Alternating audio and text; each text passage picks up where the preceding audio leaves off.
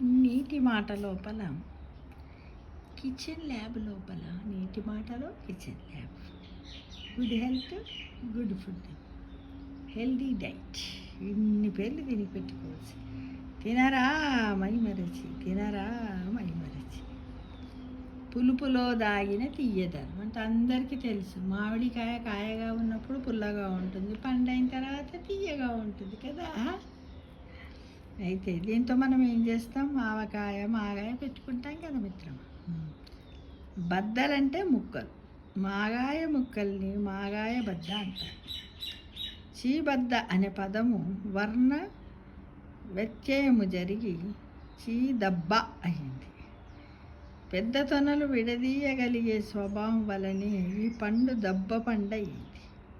ముక్కలు తొనలు కలిగిన పండు దబ్బ పండు. దబ్బ పండు అంటే నిమ్మకాయలా కూడా ఉంటుంది, వాటితో కూడా మాగాయాల పెట్టుకుంటారు. మామిడికాయలని కాకుండా నిమ్మకాయలలో దబ్బకాయలు ఉంటాయి, పులిహోర కూడా చేస్తూ ఉంటారు.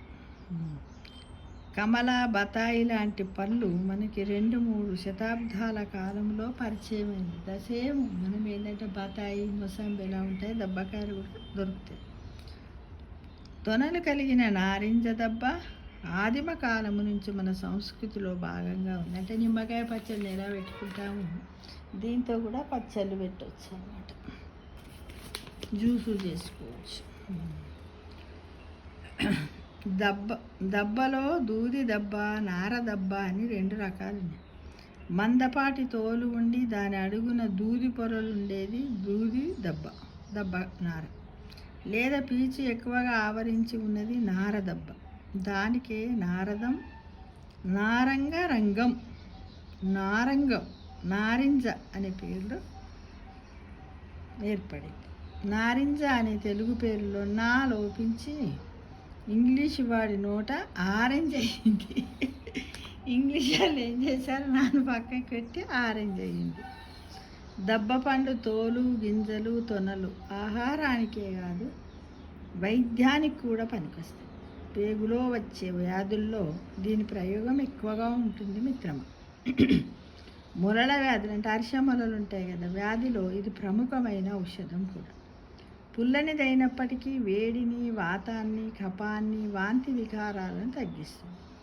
దబ్బరసం ఇస్తే మద్యం, మైకం దిగిపోతుందంట, వెక్కిళ్ళు కూడా ఆగుతాయట, దగ్గు, ఆయాసం తగ్గుతాయి. దబ్బ పండ్లు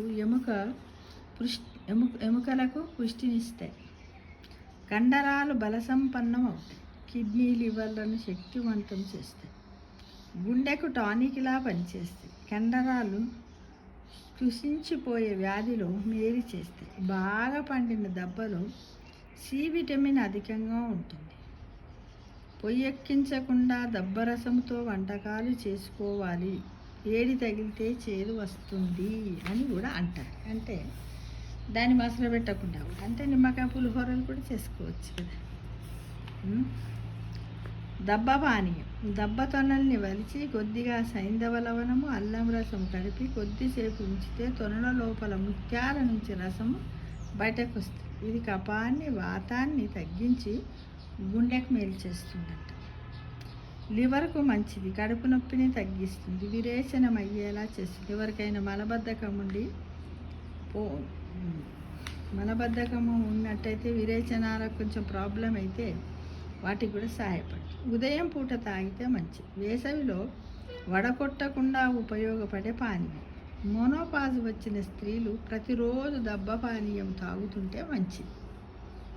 దబ్బపప్పు, కందిపప్పు లేదా పెసరపప్పును ఉడికించి చల్లారాక అందులో దబ్బరసము, ఉప్పు, కారం కలిపి తాలింపు పెట్టిన దబ్బపప్పు ఆరోగ్యానికి మంచిది. అలా కూడా చేసుకొని తినొచ్చు అన్నమాట. అప్పుడప్పుడు మనం పెసరపప్పు ఏదైనా పప్పులు వండినప్పుడు సప్ప ఏముంటుంది, నిమ్మకాయ పెడతాం కదా, దాని బదులు ఈ దబ్బకాయ రసాన్ని పిండొచ్చు మిత్రులు.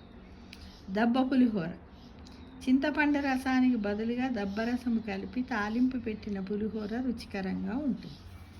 ఆవపిండి, మెంతి పిండిని కూడా కొద్దిగా కలిపితే మేలు చేస్తుంది. దబ్బకారం, ఓ బాండీలో కొంచెము నూనె లేదా నెయ్యి వేసి అందులో తగినన్ని మిరియాలు లేదా మిరపకాయలు, తాలింపు గింజల్ని వేగించి మెత్తగా నూరి దాంట్లో ఉప్పు, దబ్బరసం కలపాలి. ఈ దబ్బ కారము లేదా దబ్బ పచ్చడి కమ్మగా ఉంటుంది. తొనలో ఉండే ముత్యాలను నలిపేయకుండా అలానే కలిపితే కంటికింపుగా ఉంటాయి. గోదావరి జిల్లాలో టిఫిన్లలోకి నంచుకుంటూ తింటారు దీన్ని. వేసవి కాలంలో దబ్బ ఎక్కువగా దొరుకుతుంది. దొరికినంత కాలం తాజాగా దబ్బ కారం చేసుకోవచ్చు. ఎన్ని ప్రయోజనాలు ఉన్నాయో చూడండి మిత్రమా. దబ్బ పండును వానాకాలములో సైంధవలమనంతోనూ, వసంతకాలములో పంచదారతోనూ, చలికాలములో ఉప్పు అల్లము ఇంగువతోనూ, వేసవి కాలంలో బెల్లముతోనూ కలిపి తీసుకోవాలని క్షేమ కుతూహలము అనే పాకశాస్త్ర గ్రంథం పేర్కొంది. దబ్బ పండు షాకిని డాకిని లాంటి రోగాల్ని అంటారు క్షేమశర్మ. షాకిని డాకిని అనేవి వైరస్లకు మన ప్రాచీన వైద్య గ్రంథాల్లో పెట్టిన పేర్లు.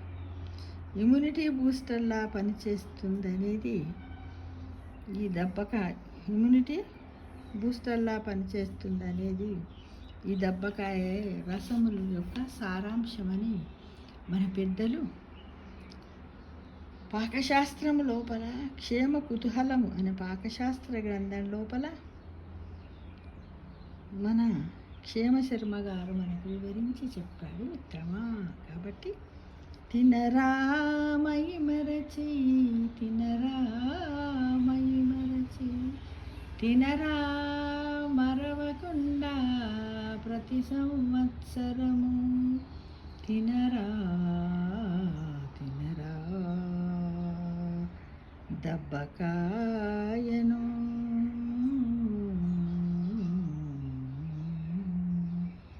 ఆరోగ్యమే మహాభాగ్యం.